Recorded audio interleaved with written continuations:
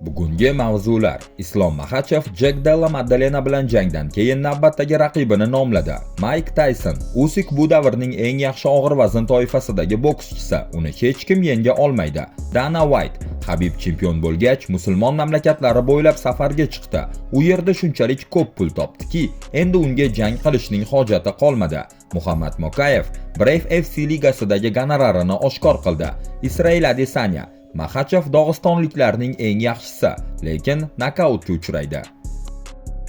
Ana endi bir dona like bosib, kanalga obuna bo'lsangiz, biz yangiliklarning asosiy qismiga o'tgan bo'lardik. Bosdingizmi? Demak, boshladik. Ilya Topuria bilan jang hozircha uzoq va aniq bo'lmagan imkoniyat sifatida ko'rilayotgan bo'lsa-da, agar Islom Makhachev shu dam olish kunlari Jack Della Maddalenani mag'lub etsa, u UFC'ning yarim o'rta vazn toifasidagi chempionlik kamarini birinchi bor himoya qilishga, Kamaru Usmonga qarshi jangga tayyor bo'ladi. Jackdan keyin Kamaru bo'lishi kerak. Kamaru Usmonning yarim o'rta vazn divizionida eng ko'p kamar himoyalari bor va u hozir yaxshi holatda. Rostini aytsam, reytingda aynan nechinchi o'rinda turganini eslay olmayman, dedi rossiyalik jangchi Edin Ross bilan suhbatda. Oldinroq yarim o'rta vazn toifasidagi eng kuchli beshlikka kiruvchi Kamaru Usmon ham 15-noyabr kuni Nyu-Yorkda bo'lib o'tadigan UFC 322 turnirida bo'ladigan chempionlik jangida g'olib chiqqan jangchiga qarshi to'qnash kelishi istagini bildirgan edi.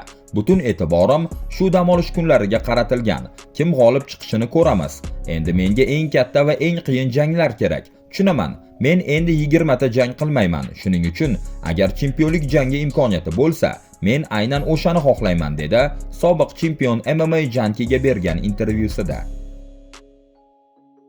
Eddie Hearn Joshua va Paul jangi ehtimoli haqida gapirdi. Uning tasdiqlashicha, Anthony Joshua Jake Paul bilan jang qilishi mumkin. Ha, ular aloqa qilishgan, suhbatlashishgan. Agar tayyorlov jangi bo'ladigan bo'lsa, nega uni Paulga qarshi o'tkazmaslik kerak?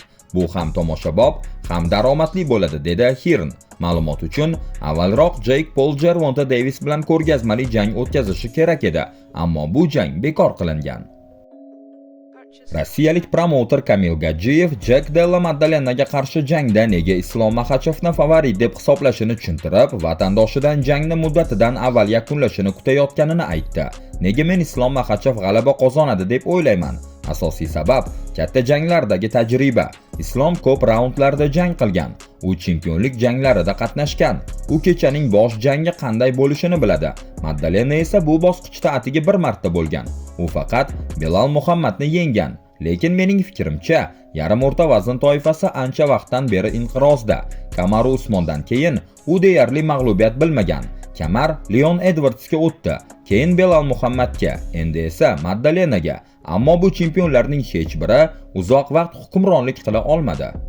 Ha, Maddalena Islomdan yirikroq, lekin ular oktagonga chiqqanda bu farq deyarli bilinmaydi. 3 kilo 3 sm, balki 5 sm qo'l uzunligi farqi bundan ortiq emas. Shuning uchun mening taxminim Islom Makhachev jangni o'rtalarida, ya'ni taxminan 3-raundda yoki hatto 2-raund oxirlarida yakunlaydi. Chunki Maddalena u paytga kelib Islomning bosimi va kurashidan holdan toyadi. Kurashdan chiqib keta olmaydi. Birinchi raundda hali kuch bor, lekin ikkinchisida charchoq bosadi.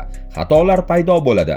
Islom o'sha xatolardan biridan foydalanadi va bo'g'ish yoki og'riq texnikasi bilan g'alaba qozonadi, dedi Gajiyev ijtimoiy tarmoqlarda e'lon qilingan videoda. Eslatib o'tamiz, Jack Della Maddalena va Islom Makhachev o'rtasidagi jangda avstraliyalik chempion yarim o'rta vazn kamarini himoya qiladi. 15-noyabr kuni Nyu-Yorkda bo'lib o'tadigan UFC 322 turnirining bosh jangi bo'ladi. Mike Tyson Alexander Usyk haqida fikr bildirdi. Afsonaviy bokschi Mike Tysonning so'zlariga ko'ra, Alexander Usyk hozirgi davrning eng kuchli og'ir vazn toifasidagi jangchisi hisoblanadi. Kim nima desa desin, lekin u bu davrning eng yaxshi og'ir vazn bokschisi. Uni hech kim yenga olmaydi. U barchani mag'lub etgan, dedi Tyson. Ma'lumot uchun, Alexander Usyk 2025-yil iyul oyida Wembley stadionida bo'lib o'tgan boks kechasining asosiy jangida Daniel Duboisning ustidan nokaut bilan g'alaba qozongan edi. Usyk 2019-yilda og'ir vazn toifasiga o'tganidan beri 8 ta jang o'tkazgan. Israel Adesanya Jack Della Maddalena'ning zarba kuchiga ishonadi va shu dam olish kunlari avstraliyalik jangchi Islom Makhachevni 2-raund oxirigacha to'xtata oladi deb hisoblaydi. Men islomni kam baholamayapman, lekin Jekni bilganim uchun aytaman. Agar Jek bosimni oshirsa, islom qiyinchilikka duch keladi. Islomga turib jang qilishga to'g'ri keladi va shunda u zarba oladi. Menimcha, islom dog'istonliklarning eng yaxshisi va tarixdagi buyuk jangchilardan biri. Ammo Dastin uning bo'g'ish texnikalaridan himoyalanishga muvaffaq bo'ldi. Men esa shaxsan Volkanovski nima qilganini ko'rdim.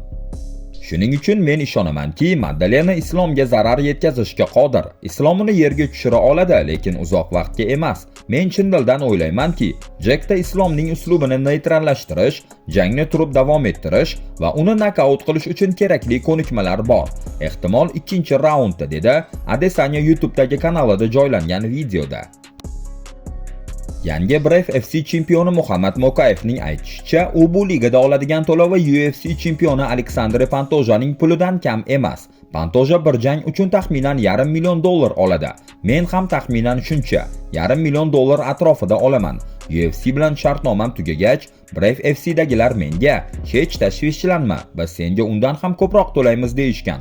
Rostini aytsam, men Brave FC bilan biror marta ham yozma shartnoma ko'rganim yo'q. Ular menga faqat jang sanasini va vaznni aytishadi.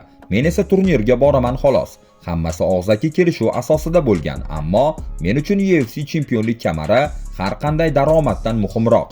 Hozirgi maqsadim bu diviziondagi eng kuchli jangchi ekanimni isbotlash, dedi Mokayev o'sha Tayka kanaliga bergan intervyusida. Bundan avval britaniyalik asli dog'istonlik jangchi Kamil Gajiyev bilan suhbatda shunday degan edi. U keyingi hafta Qatarda bo'lib o'tadigan UFC turniriga boradi va u yerda dunyoning eng kuchli ligasi rahbariyati bilan uchrashuv o'tkazadi. Eslatib o'tamiz, o'tgan dam olish kunlari Muhammad Mokayev Brave FC ligasining bo'sh turgan eng yengil vazn chempionlik kamarini qo'lga kiritdi. U irlandiyalik Jared Burnsni ikkinchi raund boshida nokautga uchratgan edi. Dana White Habib Nurmagomedov nega janglardan ketganini tushuntirdi. UFC prezidenti Dana Whitening so'zlariga ko'ra, Habib Nurmagomedov musulmon mamlakatlari bo'ylab o'tkazgan safari davomida katta daromad olgan. Bizda dunyo chempioni musulmon paydo bo'ldi va u musulmon mamlakatlari bo'ylab safarga chiqdi. U Saudiya Arabistoni, Abu Dhabi, Qatarda chiqishlar qildi va pul yomg'iri yog'ildi. U shunchalik ko'p pul topdiki, unga endi jang qilish kerak emasdi. Keyin esa otasi vafot etdi. Bu ham unga juda katta ta'sir ko'rsatdi, dedi UFC prezidenti. Endi bir dona like bosib kanalga obuna bo'lib qo'ysangiz, biz mehnatimizning qadrlanganini his qilamiz. Ha aytgancha, xabarlar tugadi. Keyingi videolarda ko'rishguncha salomat bo'ling.